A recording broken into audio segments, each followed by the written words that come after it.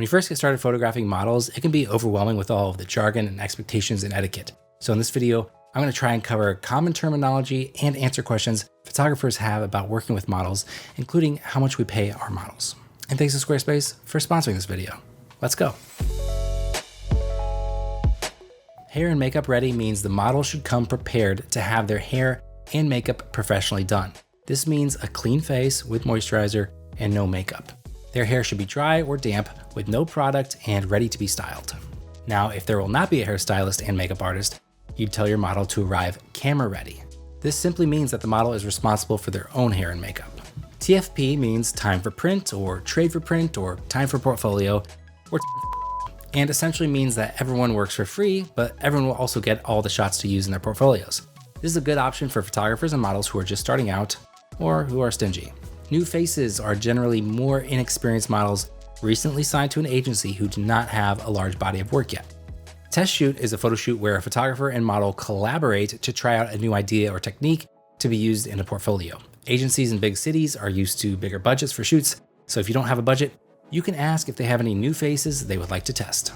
Editorial usually refers to shoots for high fashion magazines like Vogue or Vanity Fair, and usually features high fashion models. 1+1 means that a model is booked for an hour, but holds an additional hour in case that shoot runs longer than expected. Cheat to camera means the model should slightly turn their head and eyesight more towards the camera. And square to camera means the model's face and body should be straight to the lens, like a Wes Anderson composition. Now let's get into some more of the nitty-gritty. Okay, so what should you say when you reach out to a model? Well, if you're messaging them directly, include these details: the date, time, and location of the shoot, whether it's paid or TFP, and the theme of the shoot, and maybe even a mood board to visually represent your ideas. If the model agrees, the next details you'd want to include are the usage. If it's TFP, the expectations are that both parties will only use the photos on social media and in their portfolios. If it's for publication, stock, or something of the like, you'll want to get a model release signed at this point, but we'll get to that in a minute. You'll also want to establish if the model is coming makeup ready or camera ready. This is also a good time to request specific clothing items for them to bring, or get their sizes if you or a stylist are providing their wardrobe. You can also give them a breakdown of your shooting plan and how many final images they can expect to receive. There tends to be a lot of confusion about whether the photographer pays the model or vice versa. Let's clear that up. If you are reaching out to a model, it's expected that the shoot is either TFP or you are coughing up the cash. If a model reaches out to you, however, well, you can decide if working with them is something you want to do for free, or you can quote them your hourly rate, which will vary based on location and experience. $200 to $300 per hour is reasonable for an intermediate level photographer around the US. Now, if you're the one paying, how much do you pay models? This will depend on whether or not you're going through an agency or working directly with a model and what the photos will be used for. This can vary drastically, but just to give you an example, when we did our shoot in the Salt Flats, we went through an agency in Utah to book our models. Their half day rate was $700 each, plus a $50 travel stipend per model. The agency charged a 20% fee on the model rate as well, so we ended up paying $1,660 for 2 models for half a day. This was essentially for web use only, but if it had been a commercial shoot, the rate would have been much higher. Now, when we directly work with models, we usually pay $300 to $500 per shoot, and the shoots usually range from 1 and 2 hours. We also give the models photos to use for their portfolio and socials, and a lot of times they get to keep the wardrobe we provide as well. If we want to use the images for stock photography, we offer them additional compensation. In the past, it's been a couple $100, but now that I contribute on a platform called Stills, I can actually give them a set percentage of the royalties I receive.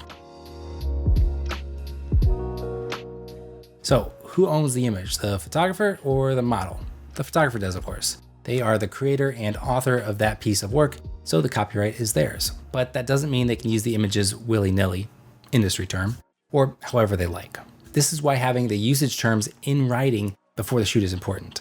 Both parties involved have a clear understanding of what to expect. Under copyright law here in the US, the photographer who owns the copyright can use the image for editorial purposes, whether informational or illustrative. For instance, if I wrote an article on the same topic and included an image I shot in this article, I'm all good. But the photographer cannot sell an image that features a model without first having a model release allowing that to happen. Either way, it's best to have the usage in writing and agreed to by both parties. You can get a model release drawn up by a lawyer relatively inexpensively, or from a professional organization like the PPA, or take your chances by downloading a template for free on the internet. After the shoot, make sure to publish the photos on your very own Squarespace site.